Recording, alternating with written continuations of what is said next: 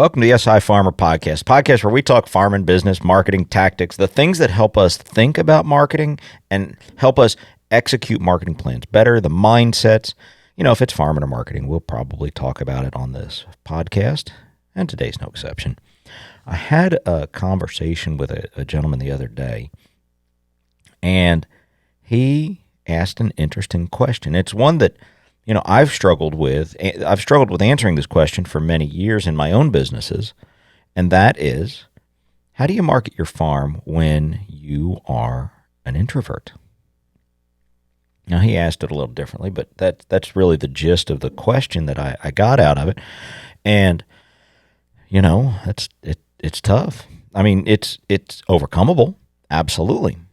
But it's something we need to think about, and that's, you heard me talk about on this podcast before. I'm a big fan of introspection because I think when we understand ourselves better, we can answer those questions better. And, you wouldn't believe it, maybe because I'm on camera here, and hopefully a few people are listening to this, but I'm an introvert, and I'm not ashamed of it. It's part of who I am. I the things and the ways that I process things. I'm an introvert, but yet I have to still market companies. So let's get into it. I have a love-hate relationship with marketing. Really? I've got to do what? All I want to do is farm. Welcome to the SI Farmer podcast. If you want to market your farm, farm-based business, or craft food business directly to the consumer, this is the place for you. Welcome to the show. So, like I said, I was talking to this guy the other day, and it really brought up the question because it's one that I struggle with quite a bit. You wouldn't, like I said, you might not believe it, but I'm an introvert. And I looked it up this morning because I wanted to be able to talk at least semi-intelligently. The concept of introvert versus extrovert was invented by a psychiatrist named Carl Jung back in the early 1900s. And after reading a little bit about it and trying to understand it a little bit better, it basically comes down to, at least in what I get out of it, it basically comes down to, how do you recharge your social battery? Now, I have a best friend who is exactly the opposite of me. When he gets run down emotionally, when he gets stress starts to take over his life, the way that he recharges is being in a group of people. And to me, that's backwards because that drains my battery. Not that I don't like people. I do. I very much like people. But my energy level goes down when I'm around a lot of people. And when my stress levels go up and my emotional stress goes up, the way that I recharge is I kind of shrink back and I stay in my very quiet bubble with just my wife and my kids, and that's how I recharge so that I can go back out and be social. And it's just the way we're made. I don't think either one is a bad thing. I don't think either one is better or worse. So it's not, just try, but understanding who we are and how we work is, it's important. So when I go to market businesses, one of the things that I try to understand, especially, when I work with clients, is I try to understand the type of people that they are, because I don't want to ask somebody to go out and be on camera twice a week selling a product if that's not who they are. I think it's not good for the person, but it's also not good for the customer, because customers gravitate to real. I honestly believe this. There is so much fake out there, and it's getting worse and worse. I saw this. I watched a video the other day, and I've been interested in it for a while, but it's called ChatGPT. You may have heard about it. And it's very intelligent. It can do some amazing, amazing things, but it's not a real person. So, you know, we can, a guy sitting in a corner can write this video, and then you have, write a script in about 30 seconds, and you can upload that to a program that has an artificial intelligence voice that will read the script for you. And you've got something to work with. And that's, as a video. So you see all of these, you may have heard of deep fake, where we can actually use somebody's voice to make them say things they didn't say. And that's horrible. I mean, it has the potential to be horrible. But I think people in this age and this time of fake want real. And so I try very hard to develop plans and strategies for my customers and clients that help them be them. And there's nothing wrong with being an introvert. It poses challenge, just like being an extrovert poses challenges. But one of the challenges it poses being an introvert is the marketing side, because it's a very public. We have to talk. We have to communicate. We have to engage with people. And that can be tough. I can tell you, in the early days of my life, I had I was heading down a path where it put me in front of a large group of people on a regular basis. And I did not like it. It drained me. I was so stressed, so emotionally drained that it wasn't good. And especially as a younger person, I didn't understand how to handle it. I didn't have the, wisdom and maturity, I'll say. I like to say, it sounds like I know something, but I didn't have that experience to understand it and learn how to deal with it. And it was not good. It was not something I enjoyed. It turned something that should have been something that's enjoyable the rest of my life, and it burned it out where I don't do it anymore. And that's play music. I used to be a fairly accomplished musician. Now, I don't play at all because it does not bring me joy. It brings stress. And it shouldn't, but that's just the way my mind associated it over years. So, when we talk about marketing a farm, we have to think about this. We have to communicate with people. And how do you do this when you're an introvert? Well, let's talk about it. Let's kind of get into it. So if you don't like to talk, if you don't, you have to find, and we've talked about it before, we have to find parts of things we like. We have to find something that we enjoy doing. Maybe you like making graphics. Maybe that picture is something you enjoy. Maybe taking pictures. Maybe it's something. Maybe whatever it is, find some piece of it you enjoy. And then every time you do it, make that part. And we talked about this, I don't know whether it was last week or the week before, but it's about, we train our brains to release dopamine when we like something. It's our brain's way of rewarding us. It's that mechanism where our brain says, hey, this is good. Well, enjoy it. Enjoy the act of taking those pictures or creating those graphics or whatever. Maybe it's writing. Maybe you like to write. Whatever that thing is, find some part of it that you can enjoy, even if you enjoy it only a little, because you can build on that.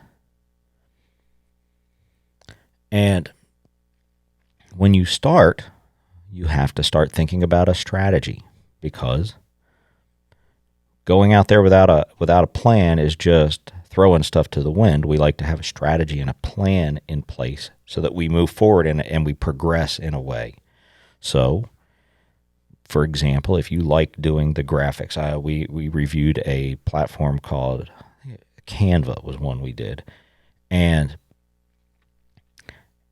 it's easy, simple. It's fairly easy to learn. There's a lot to it. It's actually not a bad platform. It's fairly easy to learn, and it's a creative outlet. Maybe that's something you enjoy. I don't, but for example, if that's something you enjoy, come up with a strategy of building 10 graphics a month. Maybe it is. And you sit down in January and you build 10 graphics that are for February. And maybe it's 8. And you release 2 a week, and they're pictures of the farm with a cute quote, or it's, pictures of the farm with a quote that says, "Hey, we're going to have hay available the first week of June." Maybe it's whatever it is, and you create those and enjoy that process of creating them,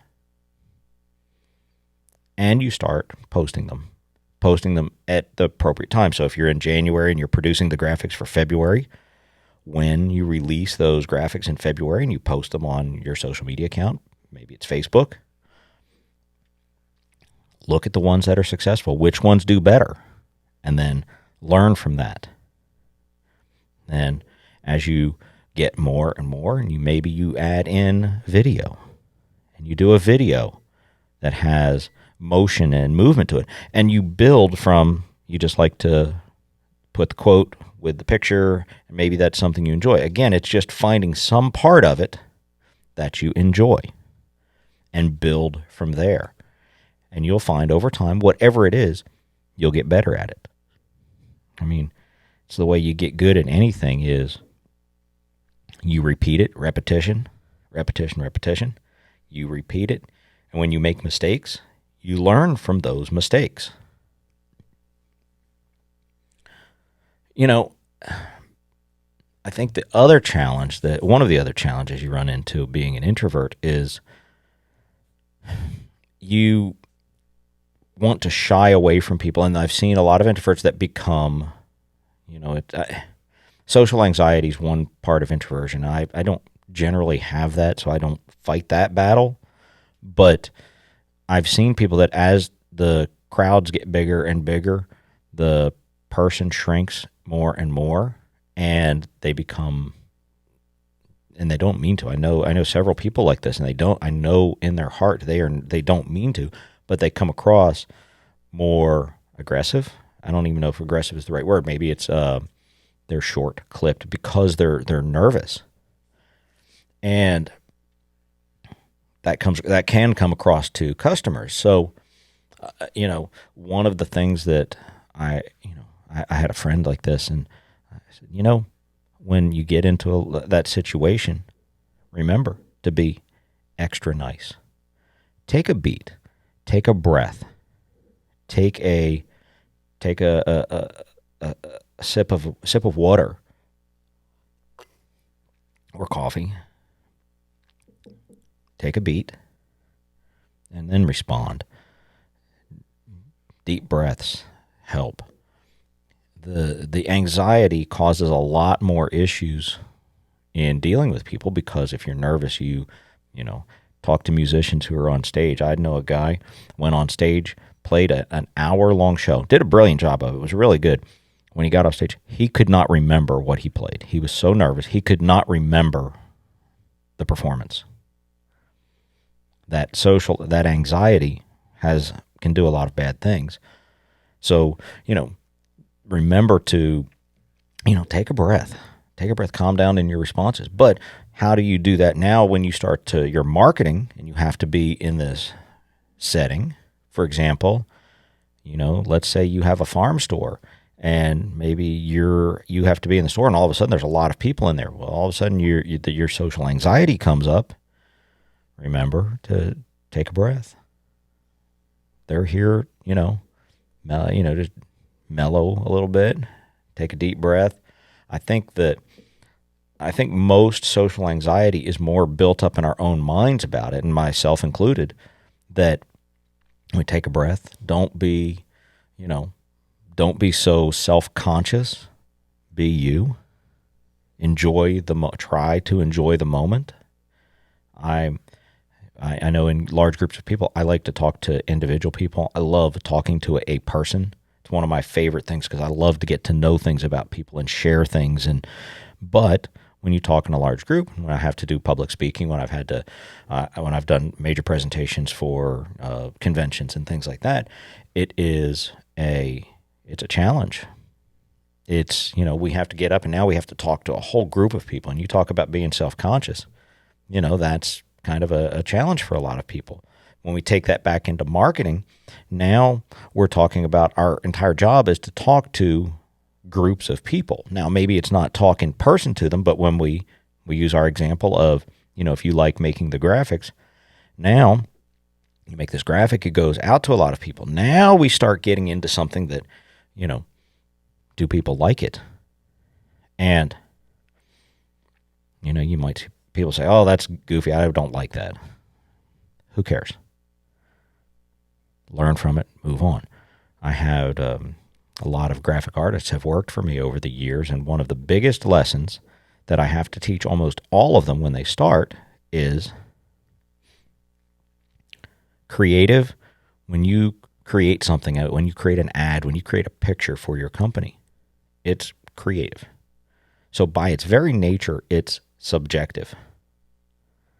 You may love it. The next person may absolutely hate it. It's not personal.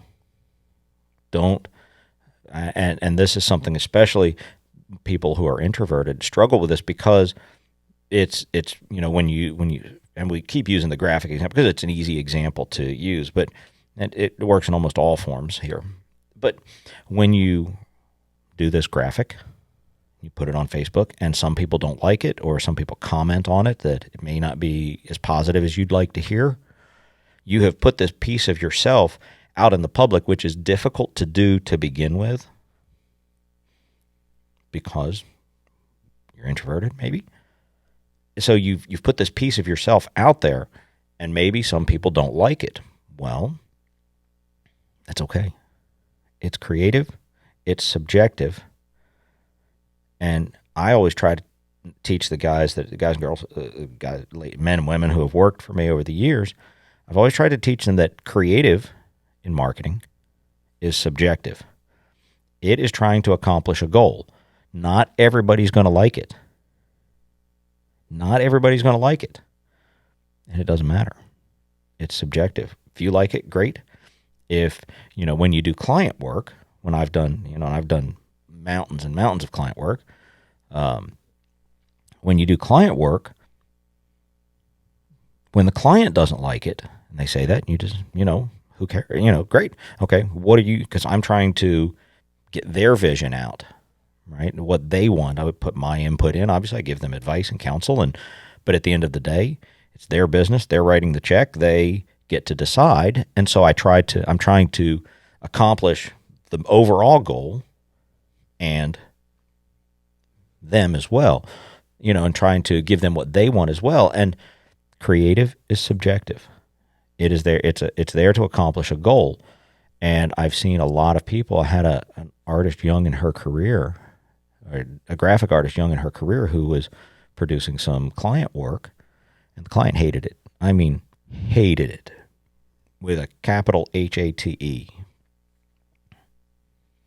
And this young woman was in tears, crying,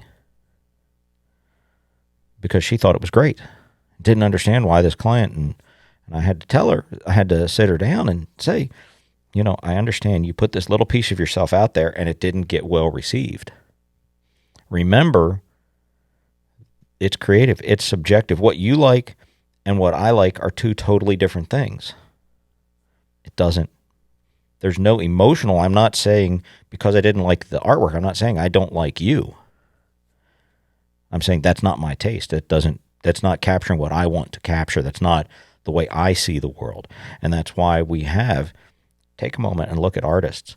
Doesn't matter who it is. I mean, you can go to I wouldn't recommend it, but you could go to the Museum of Modern Art, which isn't really my thing at all. Not even close. Good Lord. But you can look at that, and this person sees this as an expression of themselves and their beliefs and whatever stuff they want to talk about.